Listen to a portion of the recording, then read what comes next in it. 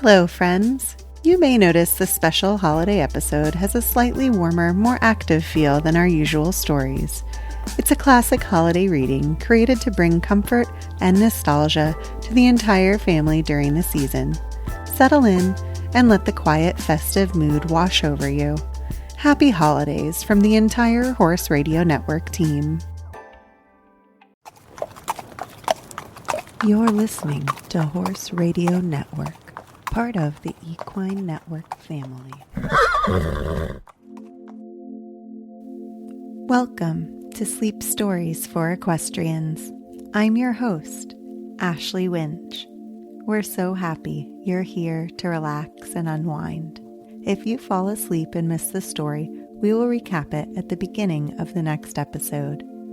We've also selected and edited these stories for ultimate relaxation, removing any stressful bits without affecting the story's integrity, so you can focus on drifting off to sleep.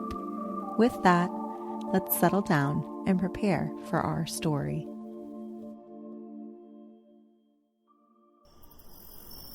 The gates are closed, the horses sleep, the day's work done, the chores complete. Now let us rest, our bodies and minds. Drift off to sleep and close your eyes. It's time for us to turn down for the night. Now let's breathe in, breathe out, and turn off the light. One more time. Breathe out, breathe in. Now, let us begin. Thank you for joining us on part 2 of Santa Claus's Pony. The ground was so level that they could see all around them for a great distance, and there, sure enough, was Kneadle, looking disappointedly at the withered grasses on the far edge of the marsh. She seemed redder than ever in the glow of the sky, which was a deep red, with a few dark clouds above it like smoke. "It looks like goblin smithy," said Jan. "Where they shoe with silver the Christmas pony," added Peter, laughing.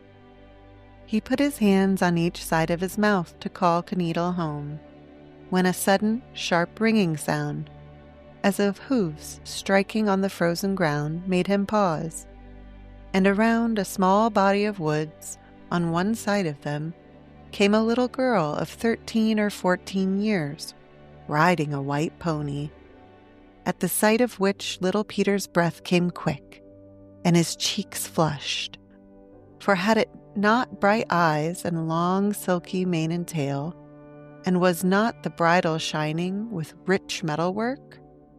Its rider, the young girl, drew rein and checked her pony's speed as soon as she saw the boys. Her eyes were black and lustrous, and her hair was dark. She did not look like the girls of Flanders, nor was her dress like theirs, and when she spoke, it was with a decidedly foreign accent. "You are Flemish boys, I see," she said, addressing Jan, and her voice was very sweet. "Can you tell me in which direction the castle lies? I thought it could be seen anywhere in this flat country." "It is the old windmill that cuts the view off here," answered Jan, "but after you cross the marsh yonder it is visible again, and it is not far away." "Then I will wait for the others," said the little lady, for so she seemed to be from her manner and look. "I was going to spend Christmas Eve with my godmother at the castle, and my father did not return.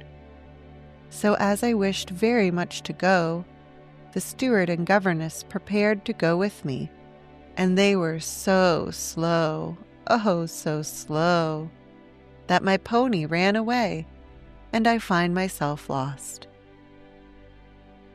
But there was a ring of mischievous laughter in the last sentence, and Jan shrewdly suspected that the pony was not altogether to blame. "Is this the Christmas pony?" suddenly asked Peterkin. after an absorbed contemplation for some moments of the pretty white creature. "Is it? Oh, yes, it is Santa Claus's pony," she answered, with a merry glance at Jan, and eyes, lips, and dimples over-brimming with silent laughter. She evidently remembered the Flemish legend. "Come," she said suddenly to Jan, with childlike impulse. "Since I have to wait, tell me about yourselves. Tell me what you would rather have. Oh, of all the things in the whole wide world, for your Christmas gift." The children's hearts quickly fly open, and Jan was soon telling her, while she listened with her wide, eager eyes, of his dream of going to the Griffin house and learning to build churches and palaces, and how he could not do it because he could never have the heart to rob God's poor of his Father's aid and charity, nor would he go without little Peter. They were talking so eagerly that another rider was with them before they noticed his approach. A tall, dignified, dark-looking gentleman, wrapped in a long Spanish cloak and wearing a plumed hat. At the sight of him, and the sound of the young girl's rapturous cry, "Father!" Jan's lips closed, and a sullen, lowering look came over his frank face. He replied but curtly to their thanks and turned to his brother. "Call Kneadle, Peter, and let us go home." "Kneadle has gone, brother," and so she had, like a sensible cow, mindful of supper and shelter, and the sunset fires of the wintry sky were burned almost to embers. They had separated, and the young rider, with a hurt, amazed look on her face when Jan turned back to her and said to the gentleman, "Do not cross the marsh there. The holes are black and deep and dangerous for horses. Take the longer road around. You will be at your goal sooner and safer." "You do not like to warn us?" said the Spaniard, looking curiously at his half-averted, reluctant face. "Why?" "Who is your father?" questioned the Spaniard. Jan's heart filled with dismayed apprehension. He remembered that he had told the daughter already, however. "There is no need to tell," he answered sturdily. "I have not been treacherous to you, at least," and his eyes sought the girl's in warning. She spoke quickly, in spite of the frown on her father's brow.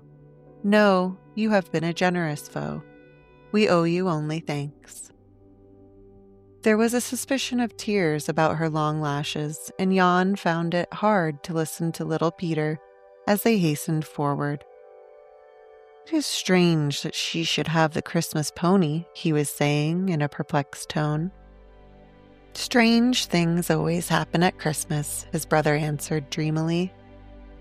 Next morning, a silken purse of gold pieces hung outside the window, with a scroll attached, "For Jan and Peter Stein, that they may go to the school of the Griffins, from Santa Claus's Pony." Jan Stein's desire was fulfilled.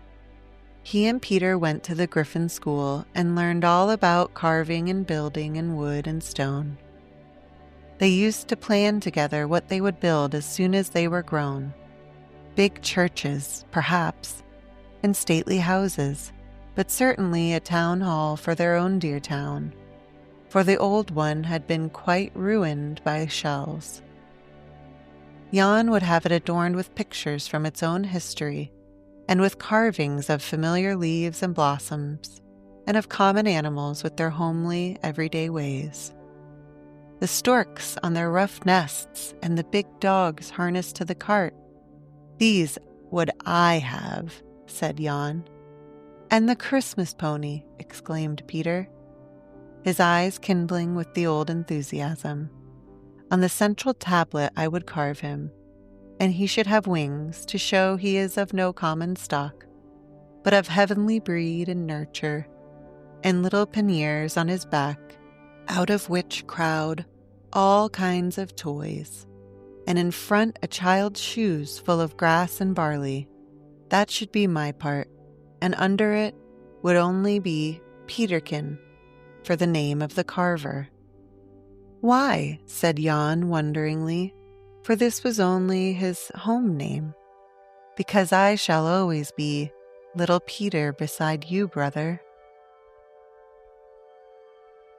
Thank you for joining us on Sleep Stories for Equestrians, and happy holidays to you and yours.